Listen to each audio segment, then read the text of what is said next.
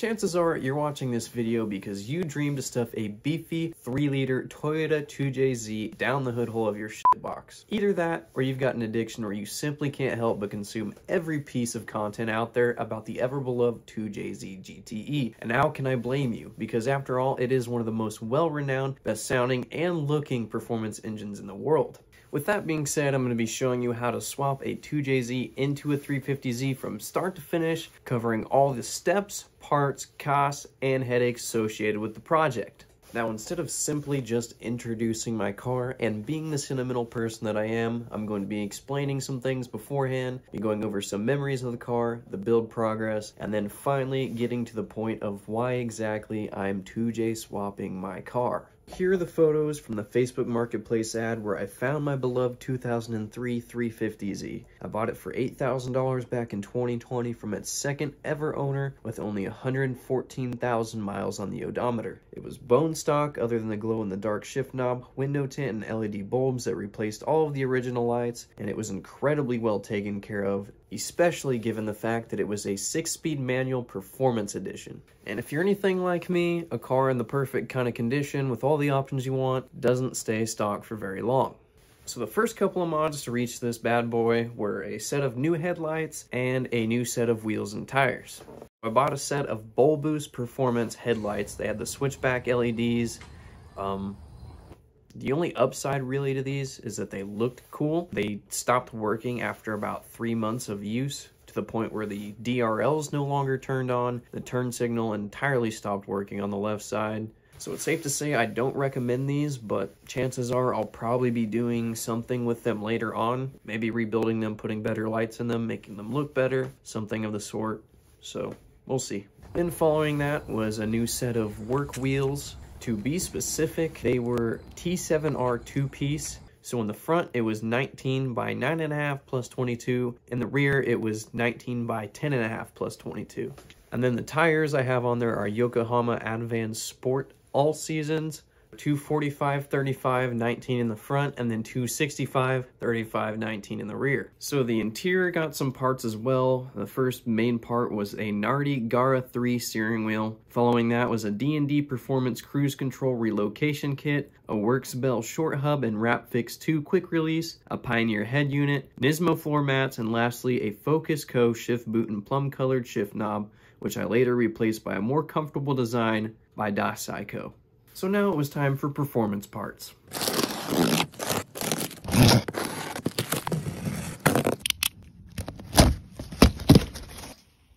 I introduced to you the HKS High Power True Dual system for the 350Z. So it featured stainless steel pipes, I think 4 different resonators, and the high quality welding you would expect from the HKS brand. It had titanium burnt tips, all the gaskets and hardware to install it, and it came with instructions.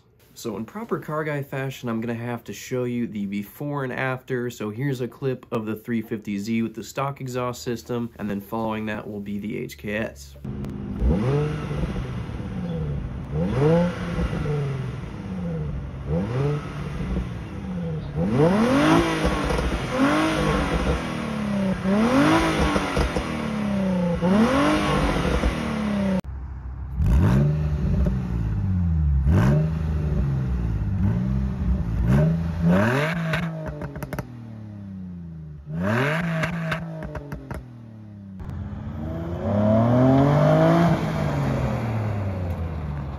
So immediately following an exhaust was an engine cold air intake. I just wanted one that had a good crisp inhale sound to it and added a little extra performance.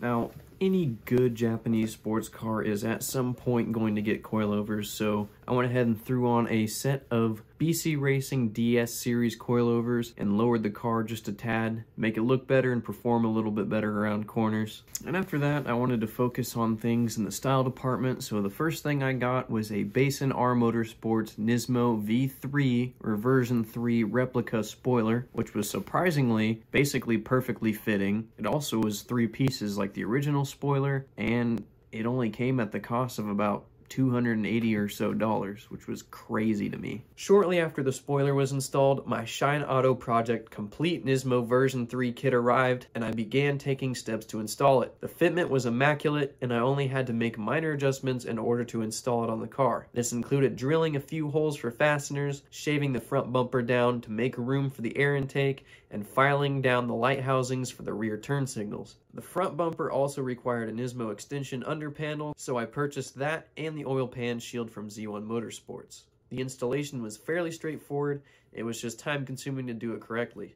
And with that, the build was basically complete up till today, with the exception of the headlights and the wheels. I swapped back to the OEM headlights because the DRL stopped working on the other ones, and the OEM wheels are on the car simply because it's winter and I don't want any road salt getting on my nice, fancy, shiny wheels. I could honestly keep talking about this car forever, but just to spare the time, I'm only going to include a couple of video memories, and yeah, then we'll get on to the motor after that.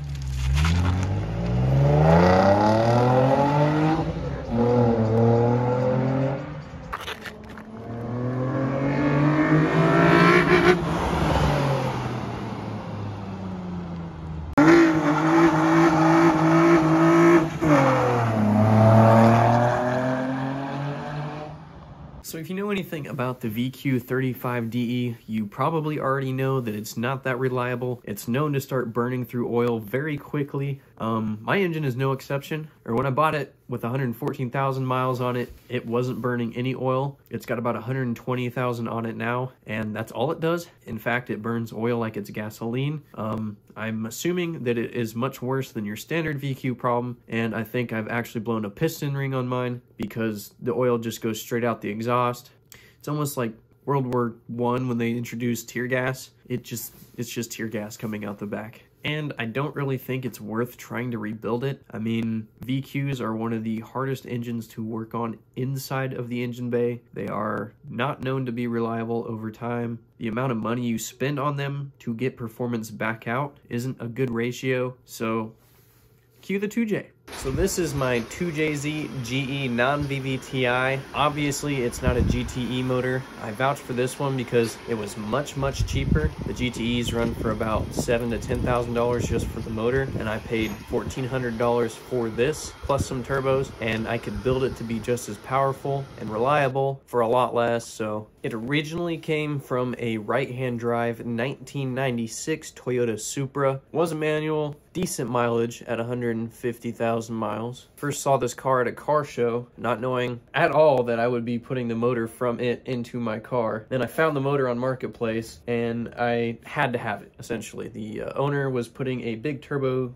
GTE into his car, so I snatched it up, took it home, unloaded it, stuffed it in my garage, and as soon as I got it in there, I immediately started cleaning parts, tearing it down, getting it ready for reassembly. I started taking off the bigger pieces, labeling everything with yellow tape, putting things in boxes.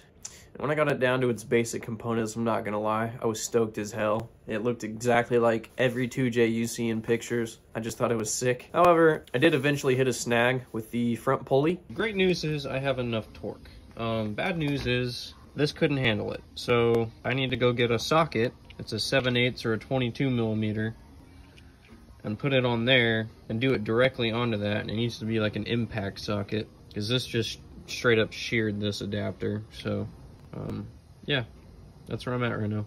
Eventually, I got the front pulley off. I don't recommend using the pry bar method because I broke a flywheel bolt doing that. You don't want to break bolts inside of your crankshaft. That was a bitch to get back out. Right after that, I basically started tearing the engine down. Took the head off, got it down to the block itself, took the crankshaft out, preparing to reverse the process. Basically, I just started cleaning everything, checking tolerances, painting parts, getting it ready for reassembly. And instead of talking about it forever, I'm just going to cue a little montage for you. So enjoy.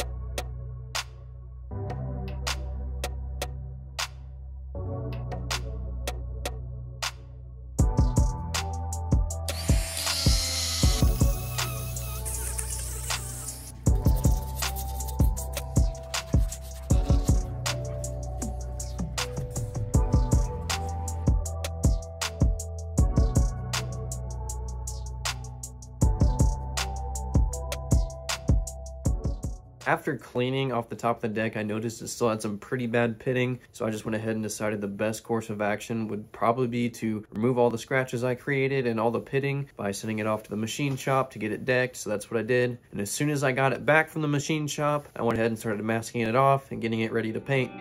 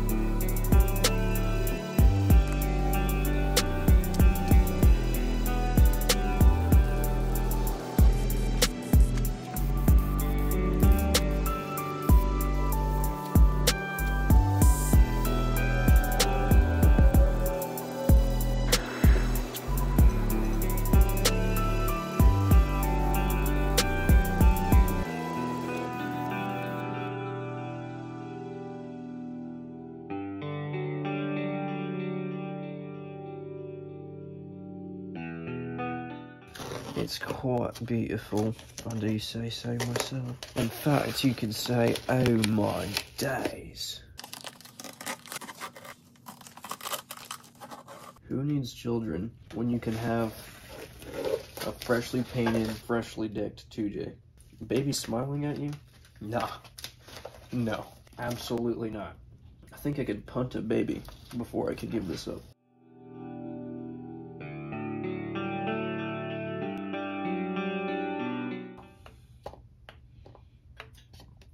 Is that not satisfying, just hearing the little... I'm gonna add in that one sound effect that just goes, wow! As soon as it is cut to the last part. Look at that efficiency right there. You would wish your dad could have pulled out faster than I can. You wouldn't be here, and then you'd be happy. Am I right, or am I right? This is gonna be an awkward clip, but look at it. I've got to walk around everything. It's like perfect. And on this side, it looks just as beautiful. There's probably a little bit of overspray on the back side here, but that's not going to be a big deal because this is going to bolt up against the transmission. Did mask off the front here though, because that's where the oil pump goes. Then a nice look at all those freshly honed cylinder walls. This thing's going to be a beast.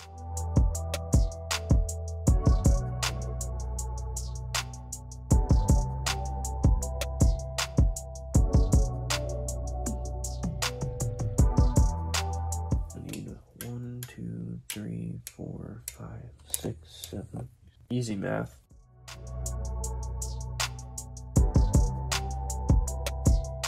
You have one job, and you drop the one thing you're supposed to not drop. How many times have you done it now? Twice. You think you would have learned the first time, but you didn't.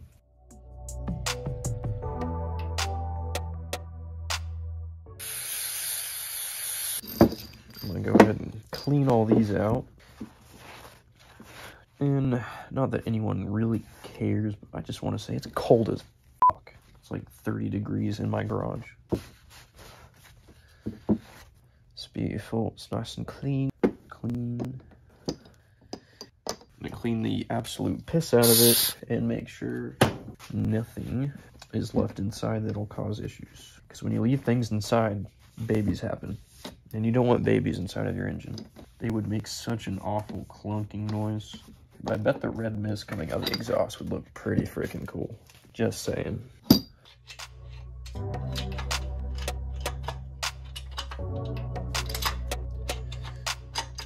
Okay, now I gotta tighten these things down. Clicks.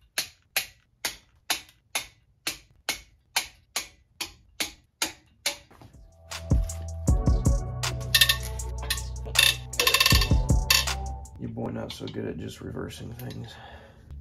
Like saying the alphabet backwards. Very difficult. Doing things with your left hand, very difficult. Except for one thing. If you know, you know. So those numbers basically tell me how wide it is. So I hold this up to the block, and then the amount of squish tells me how far out of spec it is or how close it is. That was a really bad way to word that, but it makes sense. To me, at least. Of course it does, I'm the one talking.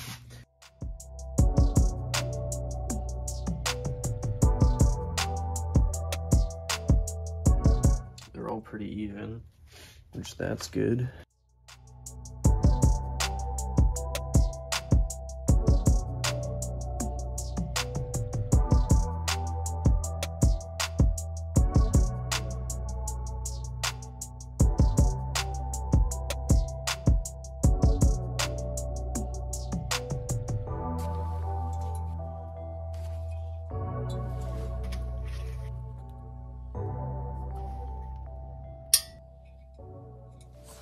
These pictures right here are just me showing that I cleaned out the water jackets. Obviously, you don't want any debris floating around inside your engine while it's running. Me cleaning the crankshaft, the main caps, then the oil pan, and then finally getting onto the motor mounts.